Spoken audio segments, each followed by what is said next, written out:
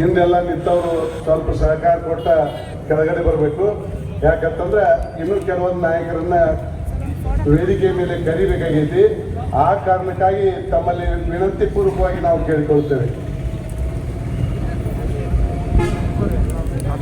ಇವತ್ತಿನ ದಿವಸ ಮಹಾಲಿಂಗಪುರದಲ್ಲಿ ಅತ್ಯಂತ ಒಂದು ವಿಜೃಂಭಣೆಯ ದಿವಸ. ಯಾಕಂತಂದ್ರೆ ನಮ್ಮ ತಾಲೂಕಾ ಹೋರಾಟ ಸಮಿತಿಯವರಿಗೆ ಕರ್ನಾಟಕ ರಾಜ್ಯ ರೈತ ಸಂಘದ ಅಧ್ಯಕ್ಷರನ್ನು ಮೊದಲು ಮಾಡಿಕೊಂಡು ಎಲ್ಲ ಪದಾಧಿಕಾರಿಗಳು ಇವತ್ತಿನ ದಿವಸ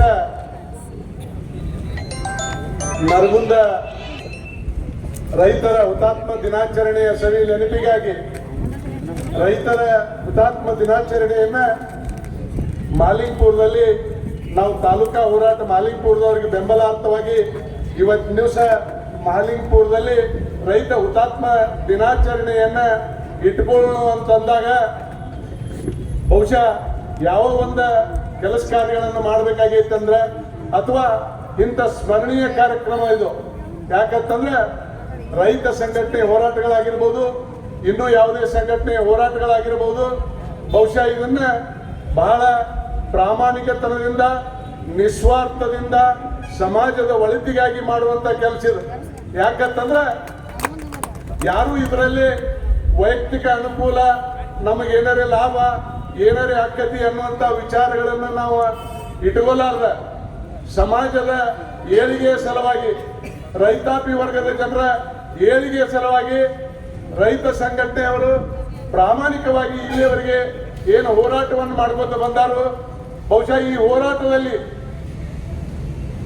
ಕೆಲವೊಂದು ಸಂದರ್ಭಗಳಲ್ಲಿ ರೈತರ ಹೋರಾಟಗಳು ಏನಪ್ಪಾ ಅಂತಂದ್ರೆ ರೈತರ ಬೆಂಬಲ ಬೆಲೆಗಳಾಗಿರ್ಬೋದು, ಮುಳುಗಡೆ ಸಂತ್ರಸ್ತರ ಹೋರಾಟ ಆಗಿರ್ಬೋದು, ಇನ್ನು ಯಾವುದೇ ರೀತಿಯ ಭೂ ಅಕ್ವಿಜೇಷನ್ಗಳಾಗಿರ್ಬೋದು, ಸರಿಯಾದ ಪರಿಹಾರಗಳು ಸಿಗಲಾರದೆ ಇದ್ದಾಗ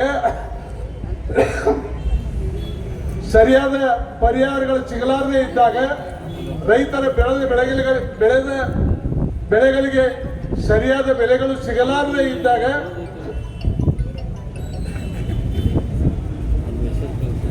ರೈತರು ಹೋರಾಟದ ಮುಖಾಂತರ